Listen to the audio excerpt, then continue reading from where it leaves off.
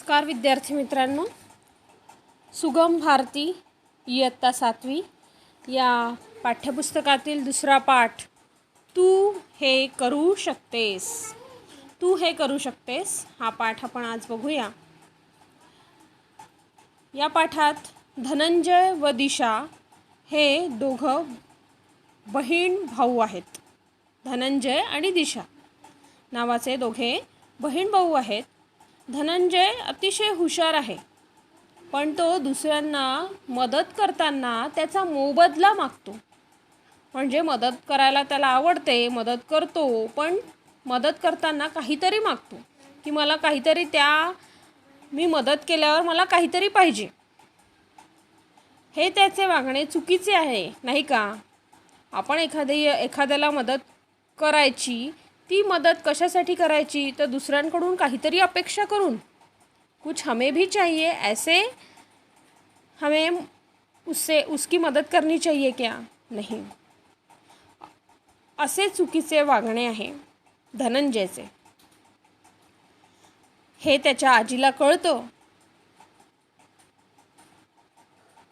आणि म्हणून त्याची आजी आणि बहीण या दोघींनी मिळून असे धनंजयचे मोबदला मागणारे वागणे कसे चुकीचे आहे हे त्या दोघीजणी त्याला पटवून देतात. प्रस्तुत पाठातील धनंजय नावाचा मुलगा नेहमी दुसऱ्यांना मदत करायचा. दुसऱ्यांना तो मदत करायचा नेहमीच, पण त्या मदतीच्या मोबदल्यात काहीतरी मिळण्याची अपेक्षा ठेवायचा. त्याचे हे वागणे कसे चुकीचे आहे हे त्याच्या आजीने व बहिणीने आपल्या वर्तनातून त्याला पटवून दिले. वर्तनातून म्हणजे वागण्यातून.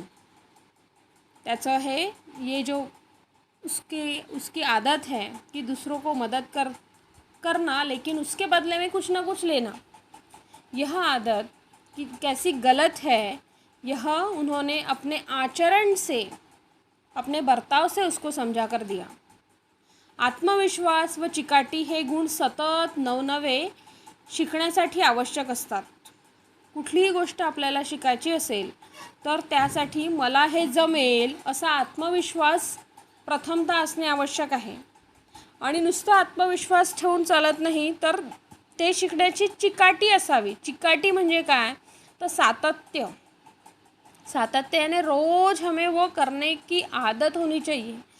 अगर कुछ दिन के बाद हमें वह चीज़ नहीं करने की इच्छा हुई और छोड़ दी तो वह कंप्लीट नहीं होगी, वो पूरी नहीं होगी.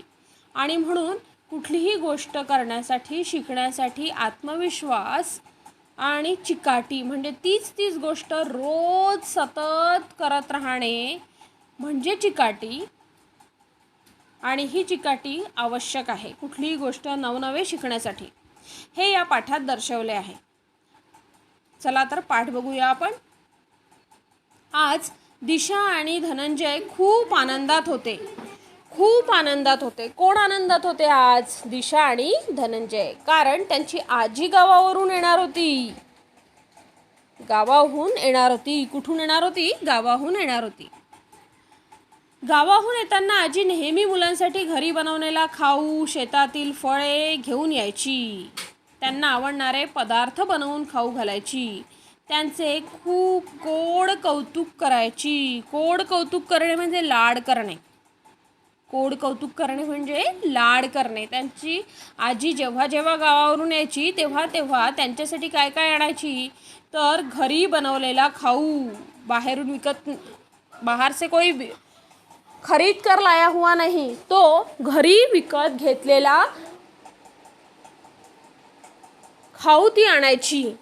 त्यानंतर फळे घेऊन यायची आणि घरी आल्यानंतर त्यांना आवडणारे पदार्थ त्यांना करून द्यायची. उनको जो अच्छा लगता था वह चीज़ें वो बना के देती थी आणि त्यांना खाऊ घालत असे.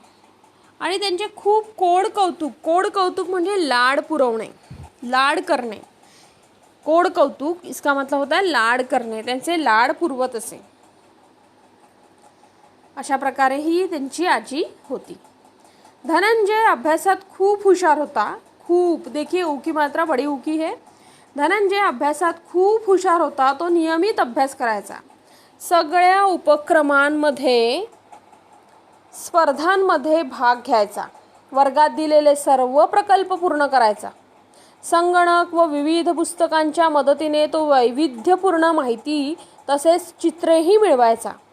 तो नेहमी दिशाला तिच्या शाळेच्या कामात मदत करायचा. पण केलेल्या मदतीच्या बदल्यात तिच्याकडून काहीतरी घ्यायचा. शाळेतही त्याला कोणी मदत मागितली तर त्या बदल्यात तो मदत मागणाऱ्यांकडून अपेक्षा करायचा. अत्यंत हुशार मुलगा. त्याला काय काय आवडायचं करायला, तर 5-6 गोष्टी इथे दिलेल्या आहे की तो अभ्यासात हुशार होता. त्याला नियमित अभ्यास करायला आवडायचा. काय काय आवडायचे त्याला? धनंजयला काय काय आवडायचे, तर त्याला नियमित अभ्यास करायला आवडायचे. सगळ्या उपक्रमांमध्ये, स्पर्धांमध्ये भाग घ्यायला आवडायचे. वर्गात दिलेले सर्व प्रकल्प पूर्ण करायला आवडायचे. संगणक व विविध पुस्तकांच्या मदतीने तो वैविध्यपूर्ण माहिती व तसेच चित्रही मिळवायचा. तसेच शाळेच्या कामात मदत करायला आवडायचे. दिशाला देखील मदत करायला त्याला आवडायचे.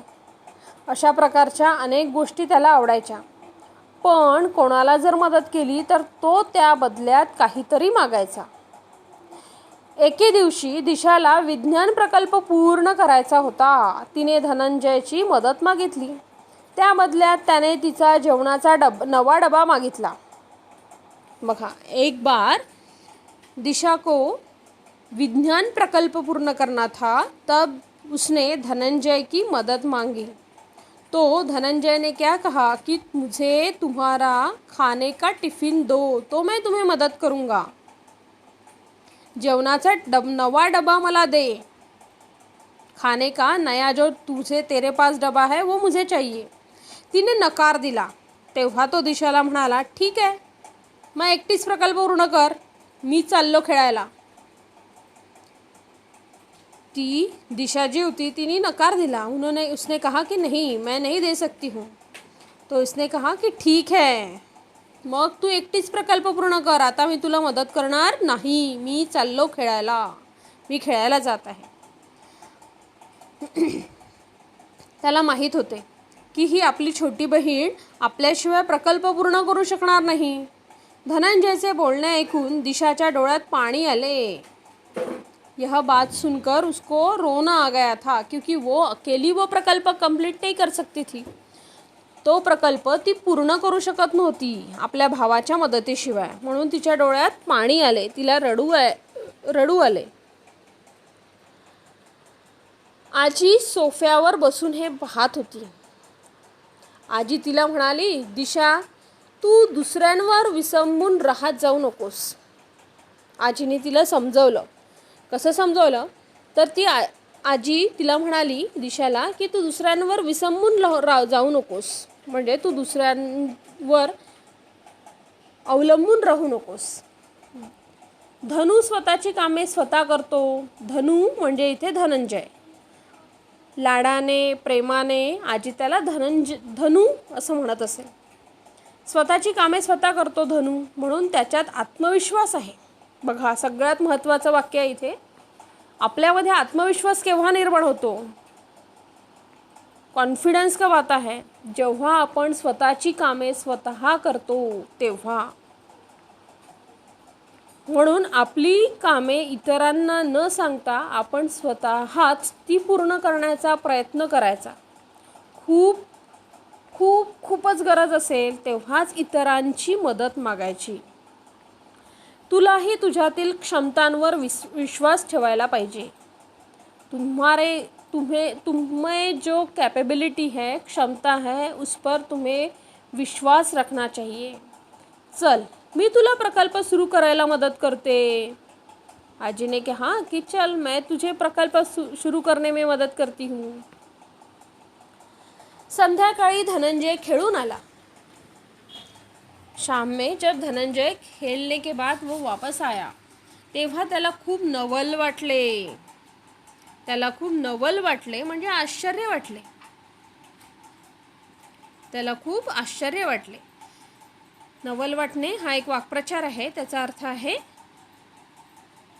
आश्चर्य वाटणे. आतापर्यंत आणखी काही वाक्प्रचार इथे गेलेले आहे, जसे कोडकौतुक करणे, लाड करणे, भाग घेणे म्हणजे सहभागी होणे, अपेक्षा करणे, इच्छा करणे, नकार देणे, नाही म्हणणे, डोळ्यात पाणी येणे, रडू येणे, विसंबून राहणे. आत्ताच इथे वरचा आहे हा विसंबून राहणे. विसंबून राहणे पहिल्याच ओळीत आहे. विसंबून राहणे. विसंबून राहणे याचा अर्थ इतरांवर अवलंबून राहणे. आणि आता नवल वाटले म्हणजे नवल वाटणे म्हणजे आश्चर्य वाटणे. खूप आश्चर्य वाटले. तेव्हा त्याला खूप नवल वाटले, कारण दिशा तिचा प्रकल्प पूर्ण करत होती. त्याला नवल कशाचं वाटलं? का बरं आश्चर्य वाटले? कारण दिशा स्वतःचा प्रकल्प पूर्ण करत होती. हे त्याला नवल वाटलं की अरे, माझ्याशिवाय ही प्रकल्प पूर्ण करते. रात्रीच्या जेवणापर्यंत तिने आपला प्रकल्प पूर्ण केला.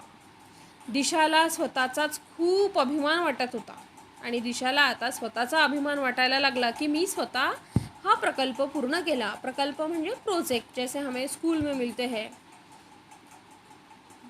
कुछ ना कुछ साइंस के प्रोजेक्ट मिलते हैं, या फिर चित्रकला के सभी विषय के जैसे प्रोजेक्ट मिलते हैं, तो वैसे वो उसने पूरा कंप्लीट किया.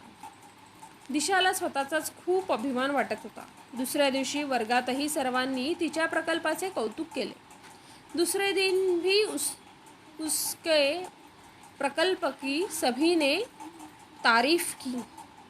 कौतुक करणे म्हणजे शाबासकी देणे, खूप स्तुती करणे. त्याच्याच पुढच्या आठवड्यात त्यांच्या आळीत रांगोळी स्पर्धेचे आयोजन केले होते. पुढच्या आठवड्यात आणि नेक्स्ट वीक, अगले सप्ताह. त्यांच्या आळीत, आळी म्हणजे गल्लीत किंवा वाडीत, वहाँ जहाँ पर रहते थे उस गली में एक आयोजन किया था. किसका? रांगोळी स्पर्धांचे. आळीतील सर्व मुले मुली त्यात सहभागी होणार होती. यानी उस गली के सभी लड़के लड़कियां उसमें सहभाग लेने वाले थे. दिशानेही त्यात भाग घेतला होता. यापूर्वी कधीही तिने अशा स्पर्धेत पारितोषिक मिळवले नव्हते. अब तक उसने कभी भी उसको ऐसी स्पर्धा में पारितोषिक इसका मतलब बक्षीस मिळवले नव्हते. धनंजय दरवर्षी रांगोळी स्पर्धेत नंबर काढायचा, अर्थात नंबर काढायचा म्हणजे प्रथम क्रमांक मिळवायचा. स्पर्धेत क्रमांक मिळवणे, नंबर काढणे म्हणजे क्रमांक मिळवणे. आजीला धनंजय दरवर्षी स्पर्धेत नंबर काढायचा. आजीला जेव्हा या रांगोळी स्पर्धेबद्दल समजले तेव्हा ती दिशाला म्हणाली, तू आतापासूनच रांगोळी काढायचा सराव कर. कोणतं चित्र काढायचं ते ठरव. रंगसंगतीचा विचार कर. आजी दिशाला काय काय म्हणाली? नंबर 1, तू आतापासूनच रांगोळी काढायचा सराव कर. म्हणजे रांगोळी स्पर्धा जाहीर झालेली आहे, मग आतापासूनच सराव कर. सराव कर म्हणजे प्रॅक्टिस कर. सराव कर याचा अर्थ पुन्हा पुन्हा करणे, अभ्यास करणे. सराव करणे याचा अर्थ पुन्हा पुन्हा करणे किंवा अभ्यास करणे. पुन्हा पुन्हा ते करून बघ, रांगोळी काढून बघ. आतापासूनच तू रांगोळी काढायचा सराव कर. कोणतं चित्र काढायचं आहे ते ठरव. रंगसंगतीचा विचार कर. रंग कोणते भरायचे, कोणता रंग संगती म्हणजे या रंगासोबत दुसरा रंग कोणता चांगला दिसेल याचा विचार कर. दिशा आजीला म्हणाली, आजी तू मला ठिपक्यांची रांगोळी काढायला आणि त्यात रंग भरायला शिकवशील का? त्यावर आजी तिच्या डोक्यावरून हात फिरवत म्हणाली. डोक्यावरून हात फिरवणे हा देखील एक वाक्प्रचार आहे. त्याचा अर्थ होतो माया करणे. डोक्यावरून हात फिरवणे म्हणजे माया करणे, प्रेम करणे. डोक्यावरून प्रेमाने आजीने हात फिरवत ती म्हणाली, जरूर शिकवीन. तू खूप मेहनती आहेस. तुझ्यात नवनवं शिकण्याची चिकाटी आहे. दिशा, नक्कीच तू हे करू शकतेस. आपल्या पाठाचं नाव इथे आलेलं आहे. दिशा, तू हे नक्कीच करू शकतेस, असा आत्मविश्वास आजीने तिला दिला. तुला लवकरच सुंदर रांगोळी काढता येईल. आठवड्याभराच्या निरंतर सरावाने, निरंतर म्हणजे लगातार, एकही दिवस खंड न पड़ता, एक भी दिन कोई गैप न रखते हुए, आठवडाभराच्या यानी आठवडा, ज्या 7 दिन है ऐसा सप्ताह, सोमवार से रविवार तक आठवडा म्हणायचं त्याला. आठवडाभराच्या निरंतर सरावाने, निरंतर म्हणजे सतत, निरंतर म्हणजे सतत सरावाने दिशामध्ये आत्मविश्वास आला. ती रांगोळी स्पर्धेसाठी सज्ज झाली आणि ती रांगोळी स्पर्धेसाठी सज्ज झाली म्हणजे तयार झाली. सज्ज होणे, तयार होणे, तयार हो गई वो अभी. धनंजयने रांगोळी स्पर्धेत निसर्ग चित्र काढले. निसर्ग चित्र काढणे कठीण असतं. थेंबांच्या रांगोळीपेक्षा थेंबाची रांगोळी आपण सरावाने शिकू शकतो. रोजचा सराव केला तर कुणीही थेंबाची रांगोळी काढू शकतो. पण निसर्ग चित्र सगळ्यांना जमेल असं नाही. त्यासाठी तुम्हाला खूप प्रॅक्टिसची आणि ती काढता पण यायलाच पाहिजे. धनंजयने रांगोळी स्पर्धेत निसर्ग चित्र काढले, तर काहींनी फुलांची रांगोळी, धान्याची रांगोळी व मुक्तहस्त रांगोळी काढली. बघा, रांगोळीचे इथे प्रकार दिलेले आहे. कोणकोणत्या प्रकारच्या रांगोळ्या स्पर्धेत काढल्या गेल्या. फुलांची रांगोळी काढल्या गेली, धान्याची, नंबर 3 मुक्तहस्त रांगोळी आणि निसर्गचित्र धनंजयने काढलेले. म्हणजे अशा 4 प्रकारच्या रांगोळ्या आपल्याला इथे दिसत आहेत. रांगोळी, रांगोळ्या अनेक वचन, रांगोळी एक वचन, रांगोळ्या अनेक वचन. रांगोळी स्पर्धेत निसर्ग चित्र काढले, तर काहींनी फुलांची रांगोळी, धान्याची रांगोळी, मुक्तहस्त रांगोळी काढली. दिशाने ठिपक्यांची रांगोळी, 5 नंबर ठिपक्यांची रांगोळी, 5वा प्रकार ठिपक्यांची. पारंपरिक पद्धतीची रांगोळी काढली. पारंपरिक म्हणजे ज्या जुन्या बाया काढतात, आजी आपल्याकडे जी काढते, अशा पारंपरिक ज्या होत्या थेंबाची रांगोळी, त्या ठिपक्यांची रांगोळी तिने काढली. दिशाने मग कोणती रांगोळी काढली किंवा धनंजयने कोणती रांगोळी काढली असा आपण प्रश्न इथे विचारू शकतो. रांगोळ्यांचे प्रकार लिहा किंवा स्पर्धेत काढलेल्या रांगोळ्यांचे प्रकार कोणकोणते उतार्यात आलेले आहेत. उतारा यानी पॅसेज, पॅसेज में उतार्यात कोणकोणते रांगोळीचे प्रकार आलेले आहेत असा प्रश्न इथे तयार होतो. रांगोळी स्पर्धेच्या परीक्षकांनी आपला निकाल जाहीर करताना दिशाच्या रांगोळीचे खूप कौतुक केले, खूप प्रशंसा केली दिशाच्या रांगोळीची. दिशाला रांगोळी स्पर्धेतील पारितोषिक मिळाले. आणि बघा, दिशाला रांगोळी स्पर्धेत पारितोषिक मिळाले. जी घाबरत होती, जिला येत नव्हतं, तिने पारितोषिक म्हणजे बक्षीस मिळवलं. जेव्हा धनंजयने तिची रांगोळी पाहिली तेव्हा त्याला आपल्या बहिणीचा अभिमान वाटला.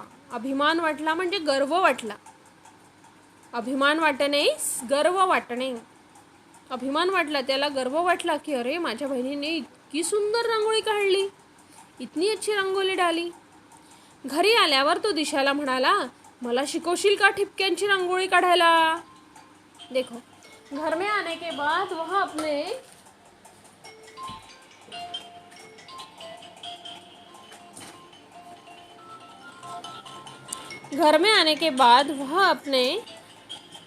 बहन को बोल रहा है. दिशाला म्हणाला की तू मला शिकवशील का. दिशा हसून म्हणाली, हो जरूर शिकवीन, जरूर. ऊची मात्रा बघा, बडी ऊ है. जरूर शिकवीन. जर